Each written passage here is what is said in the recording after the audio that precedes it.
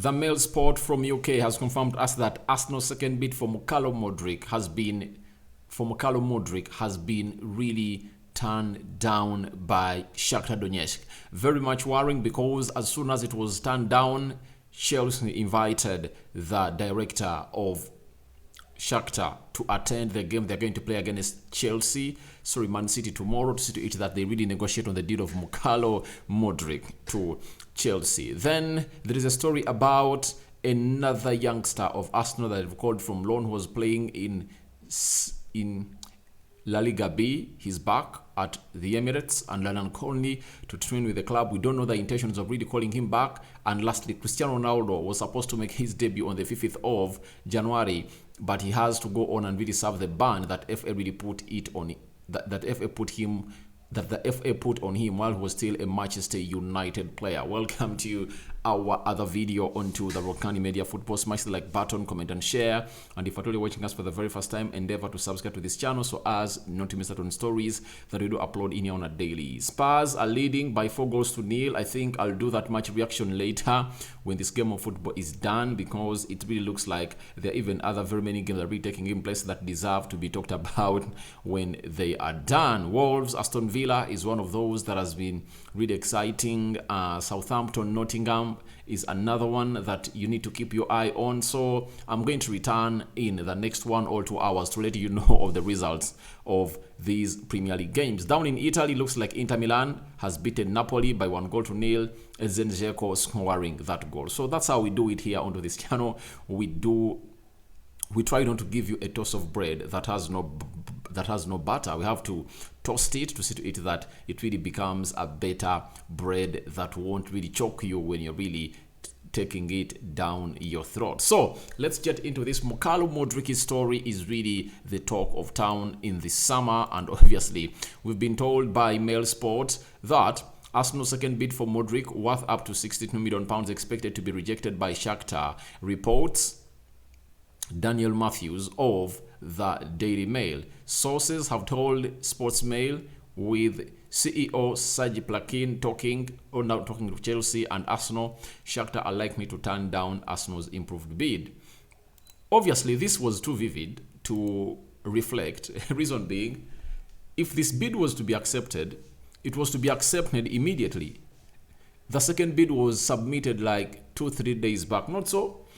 And it's taking close to 2 or 3 days to get a reply or an answer from the team of Shakhtar. That is a clear no, because it's like vibing a girl and she doesn't no longer want to pick your calls, or you're in the ship and the girlfriend no longer wants to talk to you. She no longer wants to pay a visit. She no longer wants to be with you. That's a confirmation that the relationship has ended. That's it. And as we speak, the relationship of Arsenal and Mudryk has not yet been made official by Shakhtar. Reason being, they have turned down the bid. Shakhtar would have really gone ahead to accept this bid maybe if at all there was no other potential suitor to come in and really sign the player. For Shakhtar, they don't care about the development of the player. All what they care about is the money they are getting. They want £100 million. Sorry, they want £85 million or €100 million for Mudryk. And unlucky enough for Arsenal, unlucky enough for Shakhtar, Chelsea has come in through with a lot of power to an extent that they want to hijack the deal. Now, who is winning the race? That's the huge question after denying the second bid. Because I'm 100% sure if Chelsea had not entered into this deal, Shakhtar would have been left with only one option. But with another option coming into play, it leaves Shakhtar in a very strong position and Arsenal in a very weak position. But I believe Arsenal still have the chances to go on and really get this deal done and dusted, because the player wants to go to their side. I've read the story that it's turning out to be a Rafinha situation where Arsenal had done everything, put there a bid, and Chelsea came in through and put another bid to outbid them at Leeds. And it looks like Chelsea are willing to go on and even pay more than Arsenal, of which Shakhtar is going to pay to the highest bidder. And I've seen Arsenal fans going to Instagram and really talk to Mudryk and telling him, please don't join Chelsea, a team that was previously owned by Abramovich, who really financed a war on your country. Please don't allow it to happen. So you see how far it's going. And I think it's going to be under consideration in the Mudryk side, because he can't allow such things to happen. He cannot move to Chelsea, according to me, because it was owned by a person who was really so much damaging to his country. And I think his countrymen won't like it. And however much that is the case, Shakhtar doesn't mind. However much they're in Ukraine, they are willing to sell the player to any team that gets them the money that they want. So let's wait and see how the story is going to unfold of Mudryk to a side known as Arsenal, because it looks like things are really tensing up. And we've been told by Fabrizio Romano, another big blow that has really set Arsenal fans all in fear. Shakhtar Donetsk director Darijo San will be in London this week, and he's expected at the stadium for Chelsea Man City game. Chelsea and Shakhtar will discuss about Mudryk in the next 24 hours. Also, Arsenal remains in direct talks and players' current priority. So this is where it gets tough for Arsenal. And Chelsea, it's also tough for them because the player doesn't fancy to go to their team. You see, right now, any player at the age of Mudryk would like to join a project that will reflect exactly what he's all about. And secondly, Arsenal has a very good reputation of keeping managers, and Miguel Azeez looks like he's here to stay. You would love to be signed by a manager who has signals of staying at the club for a very, very long time, and that manager is Miguel Azeez. That team is Arsenal. When you look at Chelsea, Graham Potter, things are still not stable. They are staggering left, right, and center. So you have no hope that you're going to be at the club, because at the age of Mudryk, he needs a manager who is going to be with him for the next 3 years and really improve his career. And Miguel Azeez has shown to him that I really want you, and it has shown itself that at Arsenal there is space for Mudryk to come in and really play the game of football for Arsenal. Arsenal is leading the table with 8 points ahead of City, and obviously Chelsea are really placed, is it 8th? So it shows you that big gap between Arsenal and Chelsea. And Mudryk wants to join Arsenal because Zinchenko, his country captain, is there. He has always talked to him and told him, please, this is a place to be. Don't make any mistake. And Arsenal are really trying to go on and do the needful. And you know the previous story I've just done, Arteta has tasked Edu and the board to quicken up the transfer of Mudryk, because they need to get other transfers in as soon as possible. After getting in Mudryk, they need a centre forward. They need a midfielder. Yesterday, you needed to get Xhaka off that pitch. That's it, because it reached an extent when Arsenal were dominating possession, but they never used that domination to demolish Newcastle at Emirates, meaning that they deserved another player like maybe a Tielemans to come in and really unlock that midfield, that bus of Newcastle they had parked in all those minutes they played that game of football for. So I believe lots of things are really going to happen about this story, but that is really worrying, because Chelsea might hijack the deal if at all Arsenal don't really make a bid anytime from now that is going to make Shakhtar Donetsk satisfactory. Now again, we are having Matlo DT. He's a Daily Telegraph football news reporter, confirming to us that it's Tony Boyle who is believed to have scheduled talks with Shakhtar Donetsk over Mudryk, who has agreed personal terms with Arsenal. Interest in winger has echoes of bid for Rafinha, who only ever wanted to join Barcelona. Now, this is where it plays in the hands of Arsenal. The player only wants to play for Arsenal. He doesn't want to go to Chelsea. So it's up to Arsenal to go in and retell the player, that we are going to meet the realistic evaluation of Shakhtar. So this bidding war is always working for the owner of the player, right? So the bidding war has been really set.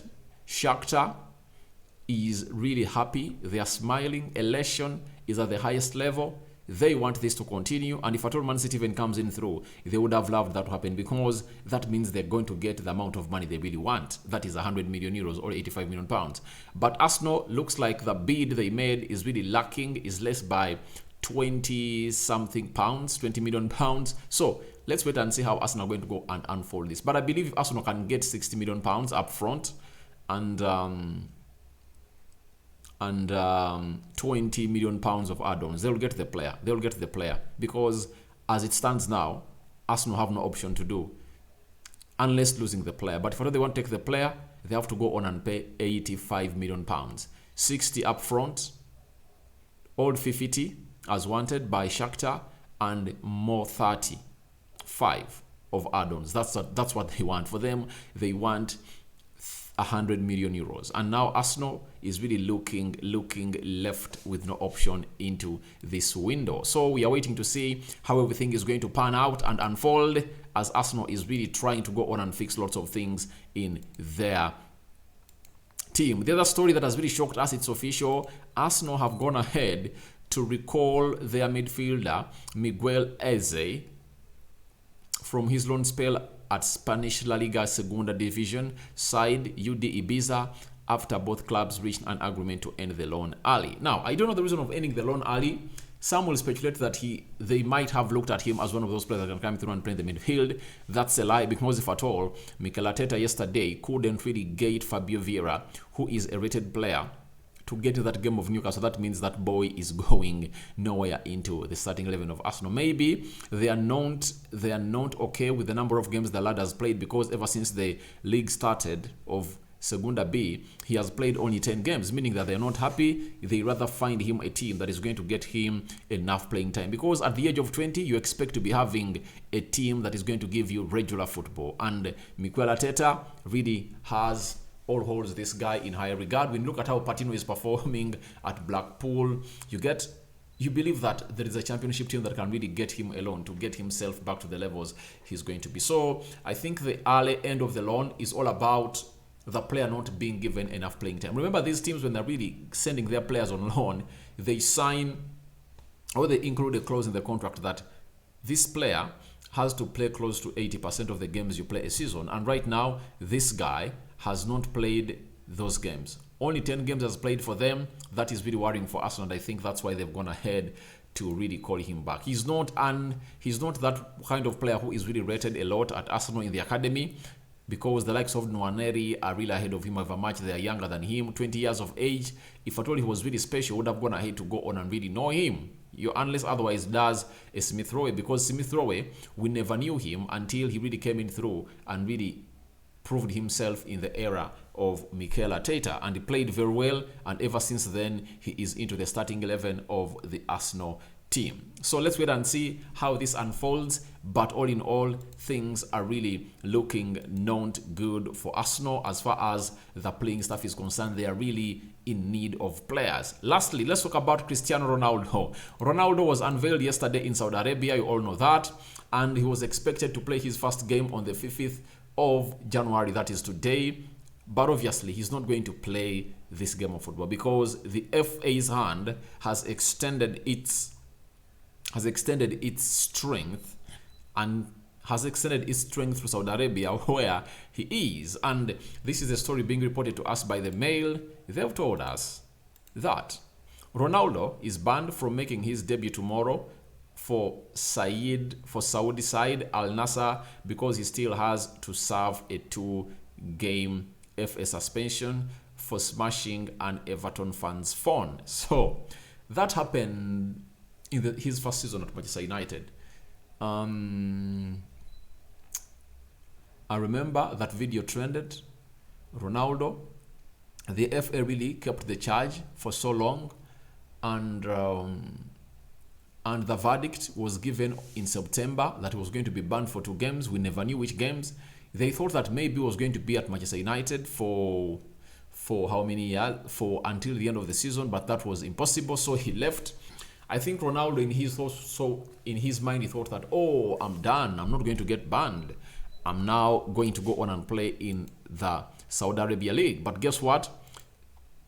The arm of the Premier League has extended to Saudi Arabia. We know that Saudi Arabia is really in good terms with the English UK government. That means they can easily go ahead and rewrite to them and confirm to them that, please, that player is banned. It's supposed to be banned for 2 games. And obviously, 2 games banned for now, meaning that he is not going to make his debut as planned. So that's Cristiano Ronaldo for you.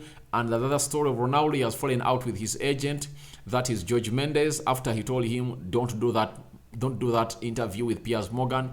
After doing it, he told him, we've parted ways. And it's his lawyer and brother that has gone ahead to negotiate his deal to move to El Nassr, meaning that Ronaldo's ego has really taken him to the next level, that he no longer even listens to the agent that really has made him what he is. And obviously, he is now concentrating on other players like João Felix Ruben Neves, because Ronaldo has really ironed out. So thank you very much for watching in through. Your reactions to Mudryk's second bid rejected are welcome in the comment section below. Tell me what you think about Arsenal calling in Miguel Azeez back from loan, and obviously Ronaldo Cristiano being banned for 2 games in Saudi Arabia. Rokani David is my name. Sign out for now. May the Almighty Lord bless you abundantly. I'm out.